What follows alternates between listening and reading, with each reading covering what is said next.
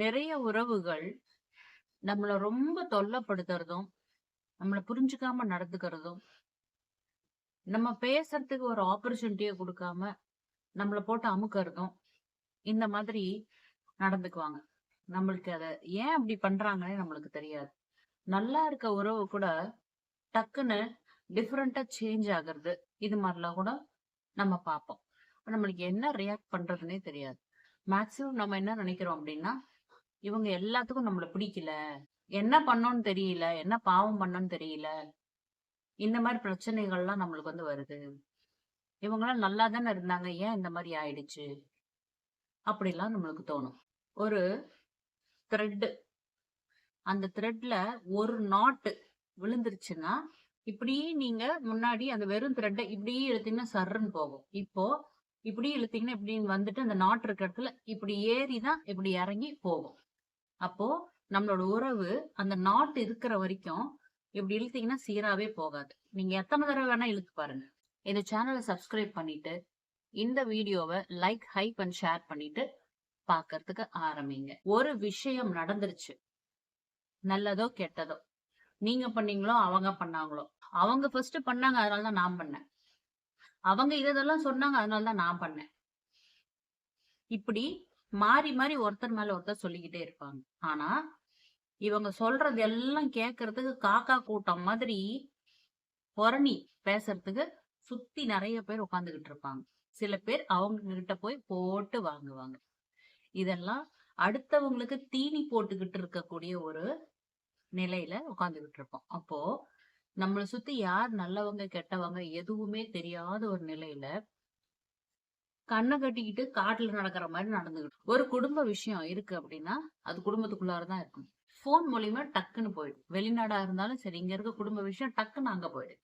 எந்த அளவுக்கு ஒவ்வொரு விஷயங்களும் ஒவ்வொரு குடும்பத்துல இருந்து இன்னொரு குடும்பத்துக்கு, இந்த குடும்பத்துல இருந்து அந்த குடும்பத்துக்கு, அந்த குடும்பத்துல இந்த குடும்பத்துக்கு, இவ அப்படி சொல்லிட்டா, அவ இப்படி சொல்லிட்டான், இவன் இப்படி பண்ணிட்டான், அதை இப்படி பண்ணிட்டான். அவங்க அவங்க குடும்பத்துக்குள்ளார 1008 இருக்கும். அதெல்லாம் தெரிஞ்சுக்காது. ஆனா அடுத்தவங்க விஷயத்த பேசுறது அப்படி ஒரு சுவாரஸ்யம், டைம் பாஸ். ஏன் நம்ம தமிழ்நாட்டுல மட்டும் இந்த அளவுக்கு இந்த சீரியல்லாம் டிஆர்பி ரேட்லாம் சும்மா எகிறிட்டு இருக்குன்னா, இப்படி புரணி புரணி பேசிதான் வீணா போறோம். வெளிநாட்டுலாம் போய் பாருங்க, சீரியல் மோகம்லாம் அவ்வளவு கிடையாது. இப்போ இதுக்கு என்ன ஒரு சொல்யூஷன் அப்படின்னா, ஃபர்ஸ்ட் நம்ம குடும்ப விஷயம் நம்மளுக்குள்ளாரே இருக்கும். நீ ஒண்ணு சொன்னியா, நான் ஒண்ணு சொன்னானா? ஓகே. அவங்கவங்க தப்பு அவங்கவங்க ஃபர்ஸ்ட் உணரணும். இந்த உணர்ற பழக்கமே கிடையாது. குடும்பமே ஒரே மாதிரி இருக்கு. நான் செஞ்சதுதான் கரெக்ட். நான் புடிச்ச முயலுக்கு 3 கால். நான் பண்ணதுதான் கரெக்ட். இப்போ எல்லாருமே கரெக்ட் தான். நீயும் கரெக்ட், நானும் கரெக்ட். ஆனா நான் என்ன சொல்ல வரேன், நீ இந்தந்த மாதிரிலாம் நடந்த, இந்தந்த மாதிரிலாம் சொன்ன, அது எனக்கு ஹர்ட் ஆச்சு அப்படின்னு ஒருத்தர் சொன்னா, ஐயையோ, நான் வேற மாதிரி இப்படி நினைச்சுதான் நான் அதை பண்ணேன். உனக்கு ஹர்ட் ஆகணும்னு நான் நினைக்கல.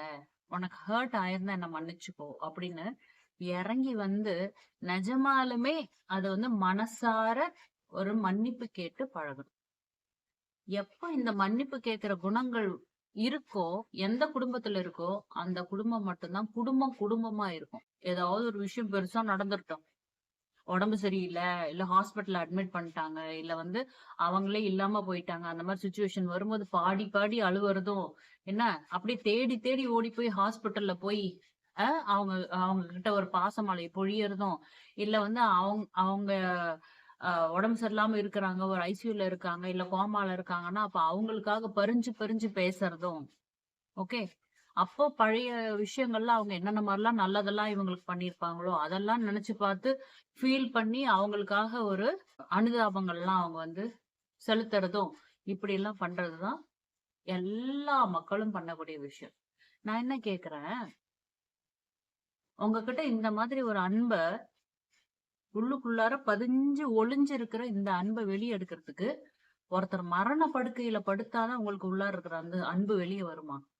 ஏன் வாழும்போது வந்தா என்ன? அப்படி என்ன ஈகோ ஒருத்தருக்குள்ளார ஒருத்தர்? ஒரே குடும்பத்துல தானே இருக்கோம். ஒரே பிளேட்ல சாப்பிட்டவங்களா இருப்பாங்க. என்ன, ஒரே ரூம்ல சந்தோஷமா பேசி சிரிச்சவங்களா இருப்பாங்க. கணவன் மனைவியா இருப்பாங்க. குழந்தைங்களா இருப்பாங்க. பெத்தவங்களா இருப்பாங்க. தாத்தா பாட்டியா இருப்பாங்க. இல்ல சொந்தக்காரங்களா இருப்பாங்க. சின்ன வயசுல எல்லாம் ஒட்டுக்கா சேர்ந்து ஓடி ஆடி விளையாடி இப்படி இருந்தவங்களா இருப்பாங்க. சரியா? ஆனா ஒருத்தருக்கு ஒரு விஷயம் எனக்கு நீ பேசுனது எனக்கு ஹர்ட் ஆச்சுன்னு ஒருத்தர் சொன்னாங்கன்னா, அதுக்கு யாருமே மதிப்பே குடுக்கறது கிடையாது. அப்படியா உனக்கு ஹர்ட் ஆயிடுச்சா? சாரி, சாரி அப்படின்னு ஒரே ஒரு வார்த்தை சொல்லிட்டாலே, அந்த விஷயம் அதோட குழி தோண்டி மூடப்படும். நீ அங்க இறங்கி போனியா? ஏறி போனியா? உன் ஈகோ என்னாச்சுங்கிறதெல்லாம் அங்க மேட்டரே இல்ல. ஆனா அந்த விஷயம் அங்கேயே செத்து போயிடும். இப்போ ஒரு த்ரெட் சொன்னேன்ல, அந்த த்ரெட்ல ஒரு நாட் சொன்னேன்ல, அந்த நாட்டே விழாது. அந்த த்ரெட்ல போய் ஒரு நாட் விழுற மாரி இருந்தா கூட சாரி சொன்னது அப்படியே மறுபடியும் அது இப்படி சீரா போயிடும். அப்போ நம்ம எல்லாருமே தவறு செய்யக்கூடியவங்க தான். இங்க யாரும் கடவுள் கிடையாது. நீங்களா இருந்தாலும் 4 தப்பு செய்வீங்க. நானும் 4 தப்பு செய்வேன். இப்போ நம்ம குடும்பத்துல இருக்கவங்களும் 4 தப்பு செய்யத்தான் செய்வாங்க. 5 விரல் ஒரே மாரி. சோ நம்ம கையில இருக்க விரலே ஒரே மாரி இல்ல அப்படிங்கும்போது, ஒரு குடும்பத்துல இருக்கவங்க எல்லாரும் ஒரே மாரி எப்படி இருக்க முடியும்? ஒண்ணு இப்படி, ஒண்ணு அப்படிதான் இருக்கும். அப்போ ஒருத்தருக்கு ஒருத்தர் விட்டு குடுத்து போங்க, அனுசரிச்சு போங்க. அவங்க பண்ற நல்லது கெட்டது எல்லாத்தையும் டைஜஸ்ட் பண்ணிட்டு போங்கன்னு நான் சொல்லல. சரியா? நெகட்டிவா இருந்தா நீங்க ஒதுங்கிக்கோங்க. நான் வேண்டான்னு சொல்லல. ஆனா, இங்க இருந்து அங்க, அங்க இருந்து இங்க குடும்ப விஷயத்த வெளிய குடும்பத்த தவிர மீதி இருக்கிற வெளிய ஆளுங்கிட்ட ஃபர்ஸ்ட் சொல்லக்கூடாது. 2வது ஒருத்தருக்கு ஒருத்தர் ஏதாவது ஒரு பிரச்சனை, சண்டை, இல்ல ஒரு மனஸ்தாபம். நீ இப்படி பண்ணிட்ட, அப்படி செஞ்சுட்ட, எனக்கு கஷ்டமா இருக்குன்னா ஃபர்ஸ்ட் சொல்லணும். சொன்னாதான் அடுத்தவங்களுக்கு தெரியும். சில பேரு அத சொல்லவே மாட்டாங்க. சொல்லணும். சொன்னதுக்கு அப்புறம் அத கேட்கிறவங்க அத புரிஞ்சுகிட்டு இறங்கி வந்து மன்னிப்பு கேட்கணும். சாரி நீ இந்த மாரி நீ நெனச்சிருக்க. அந்த மாரி நான் நடந்துக்கல. ஆனா நான் இப்படிதான் யோசிச்சேன். அது உனக்கு ஹர்ட் ஆகும்னு தெரியல. மேபி என் மேல தான் தப்பா இருக்குமோ? இனிமே நான் அந்த மாரி ஒரு சிச்சுவேஷன் வந்தா, நான் உனக்காக வந்து ஹெல்ப் பண்ணுவேன். உனக்காக நான் பேசுவேன். உனக்காக நான் வந்து சப்போர்ட்டா இருப்பேன். நீ கவலைப்படாத. அவ்ளோ சொன்னா அந்த நிமிஷமே அந்த வலியும் பறந்து போயிரும். அந்த கோவமும் பறந்து போயிரும். விஷயம் நடந்ததாகவே ஒரு வடுவே இருக்காது. ஆனா, இது வந்து சாரின்னு சொல்லாத ஒரு நிலையில என்ன ஆகும் அப்டின்னா, இந்த ஹர்ட் ஆனவங்க அத மனசுக்குள்ளார வச்சுக்கிட்டே இருப்பாங்க. சில பேர் அத போட்டு வாங்குவாங்க. சில பேர் அத கோவமா காமிப்பாங்க. சில பேர் அத வந்து டைஜஸ்ட் பண்ணி தன்ன தானே அழிச்சுக்குவாங்க. தன்ன தானே அழிச்சுக்குவாங்கன்னா, குடிச்சு அழிக்கிறது அப்படி இல்ல. ஃபீல் பண்றாங்கல்ல. 10 வருஷத்துக்கு முன்னாடி நீ என்ன அந்த மாரி பார்த்து சொல்ட்ட, அப்படி செஞ்சுட்ட, இப்படி செஞ்சுட்டன்னு அப்ப நடந்தது இப்ப யோசிச்சு, இப்ப ஃபீல் பண்ணும்போது பாடி தானே கெட்டு போகுது, மைண்ட் கெட்டு போகுது. இந்த நிமிஷம் போச்சு. அப்படி தன்ன தானே தன்னோட வாழ்க்கைய அழிச்சுக்கிறது. யாரோ பண்ண தப்புக்கு தான் தன்னோட வாழ்க்கைய, நேரத்த, தன்னோட உணர்வுகளை, தன்னோட உள்ளத்தை எல்லாத்தையுமே பாடி, எமோஷன்ஸ் எல்லாத்தையுமே நெகட்டிவ் ஆக்கி, ஃபீல் பண்ணி கவலைப்படுறது. சோ பாருங்க, இந்த சாரிங்கிறது எவ்ளோ ஒரு பெரிய ஒரு விஷயங்கிறது. ஆனா நெறைய பேர் இந்த சாரிய கூட கொஞ்சம் நீ இந்த மாரிலாம் ஏதாவது தப்பு பண்ணா சாரி சொல்லி பழகுன்னு பெரியவங்க சொல்லிக் குடுப்பாங்க. அந்த பசங்க, சின்ன குழந்தைங்கலாம் கத்துக்குவாங்க. எப்படி தெரியுமா கத்துக்குவாங்க? கை, கால் இப்படி போகும்போது ஏதாவது பட்டோம். சாரி அப்படின்னுவாங்க. ஏதாவது ஒரு தப்பு பண்ணிட்டாங்க. இவங்களுக்கு கஷ்டமா இருக்கு, அவங்களுக்கு கஷ்டமான்னு, ஓகே சாரி அப்படின்னு போவாங்க. சோ, சொரத்தே இல்லாம அத வந்து சொல்றதுக்கு சும்மா இருக்கலாம். நான் என்ன சொல்றேன்? உணர்வு பூர்வமா ஒருத்தர்கிட்ட நீ மன்னிப்பு கேட்கறதும், சும்மா பேருக்கு கடமைக்கு மன்னிப்பு கேட்கறதுங்கிறது வேற விஷயம். சில பேர் என்ன தெரியுமா? சும்மா சும்மா சாரி கேட்பான். சாரியிலேயே பல விதம் இருக்கு. ஒரு காரியம் ஆகணும்னா, கால பிடிக்கிறதுக்கு சாரிய சொல்றது. அத வந்து ஒரு துருப்பு சீட்டு மாரி இத யூஸ் பண்றது. சாரின்னா அந்த நிமிஷமே அதெல்லாம் அழிஞ்சு போயிடுது இல்லையா? சோ நம்ம அத மாரி யூஸ் பண்ணிட்டு, அடுத்த தப்பு செய்யறதுக்கு இது ஒரு வடிகாலா, ஒரு பேஸ்மெண்ட் மாரி, பிளாட்ஃபார்ம் மாரி யூஸ் பண்றது இந்த வேர்ட்ஸ. சரியா? அப்படி இருக்கவங்களையும் நீங்க தரம் பிரிச்சு பார்க்கறதுக்கு தெரியணும். சும்மா அவங்க சாரி சொல்ட்டாங்கங்கிறதுக்காக எப்பேர்ப்பட்ட ஒரு பிரச்சனையா இருந்தாலும், அத வந்து நம்ம மன்னிச்சிட முடியாது. இது நான் சொல்றது வந்து சின்ன சின்ன விஷயங்கள். ஒரு குடும்பத்துக்குள்ள இருக்கிறது ஏதோ ஒரு பேச்சு வாக்குல ஏதோ ஒரு வார்த்தை தவறி வந்துருச்சு. இல்ல வந்து ஏதோ ஒரு ஆ செய்யற ஒரு ஏதோ ஒரு ரிச்சுவல் வந்து விட்டு போயிடுச்சு. அதனால உனக்கு வந்து கஷ்டமா இருக்கா? அப்படிலாம் வரும் இல்லையா?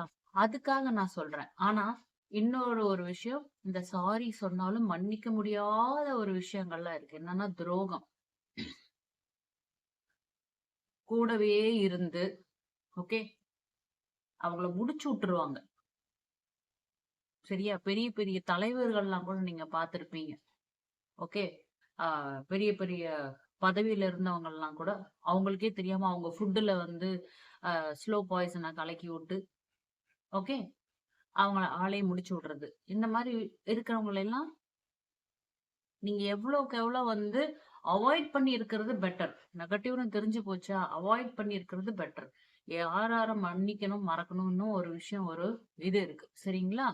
அப்போ நம்ம வந்து யார்கிட்ட நம்ம சாரி கேட்கணும், கேட்கக்கூடாதுன்னு ஒரு இது இருக்கு. அப்போ ரொம்பவே இந்த மாரி நம்பிக்கை துரோகம் பண்ணி நம்மளையே முடிச்சு விடுறாங்க. இல்ல ரொம்ப நம்பிக்கை துரோகம் பண்ணி, பண்ணி ஒரு கணவன் மனைவி இருக்காங்கன்னா, அந்த மனைவிய ஏமாத்தி, ஏமாத்தி ஒவ்வொரு தடவையும் சாரி, சாரின்னு சொல்லிட்டு ஒவ்வொரு புள்ளை கூட அவன் சுத்திக்கிட்டே இருக்கிறான் அப்படின்னா, இதெல்லாம் மன்னிக்க முடியாத ஒரு குற்றங்கள்.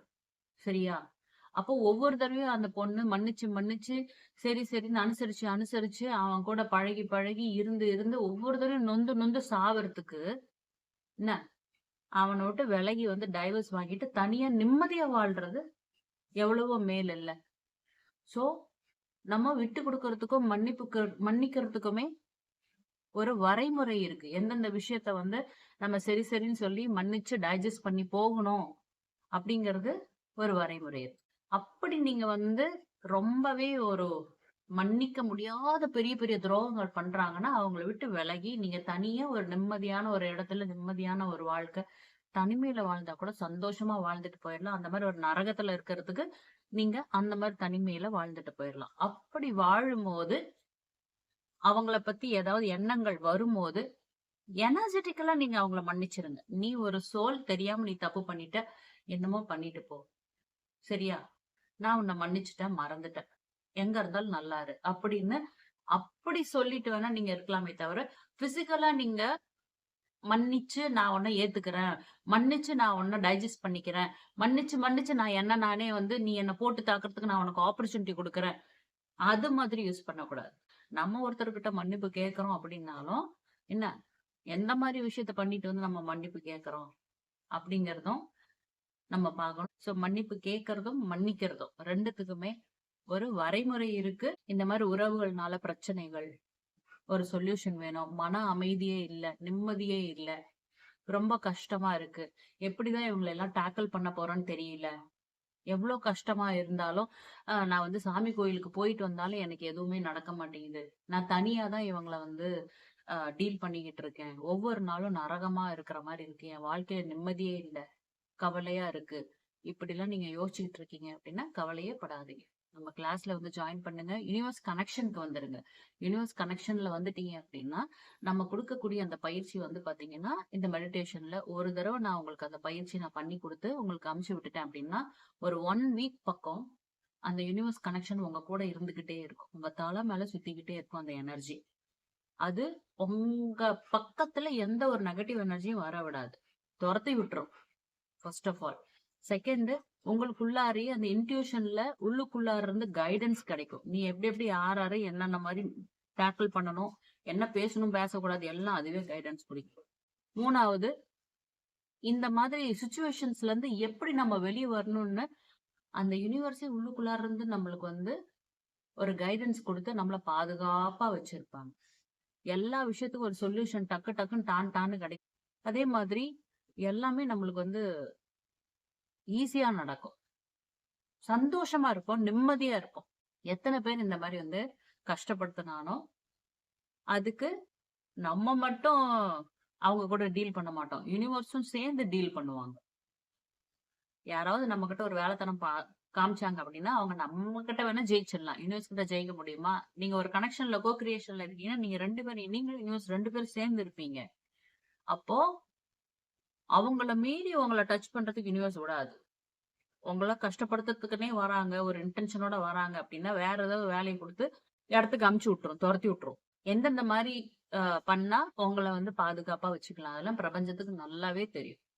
அற்புதமா, நிம்மதியா, சந்தோஷமா, ஆனந்தமா, தைரியமா, கம்பீரமா இந்த வீட்டுக்குள்ளாரையும் சரி, உலகத்திலயும் சரி, வேலை செய்யற இடத்துலயும் சரி, எல்லா இடத்துலயும் கம்பீரமா அப்படியே வலம் வருவீங்க. ஓகே. ஒரு யானை மாரி. அதுதான் யுனிவர்ஸ் கனெக்ஷனோட பவர்.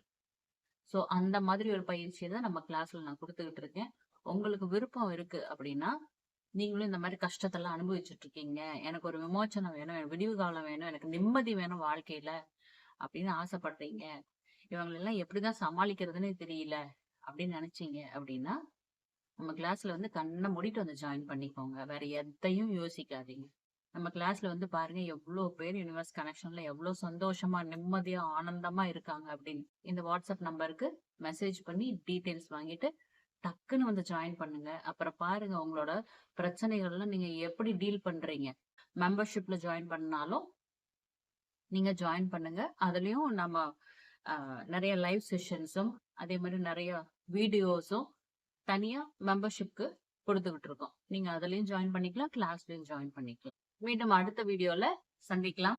பிரபஞ்சத்திற்கும் கோடான கொடி நன்றி. உங்களுக்கும் நன்றி.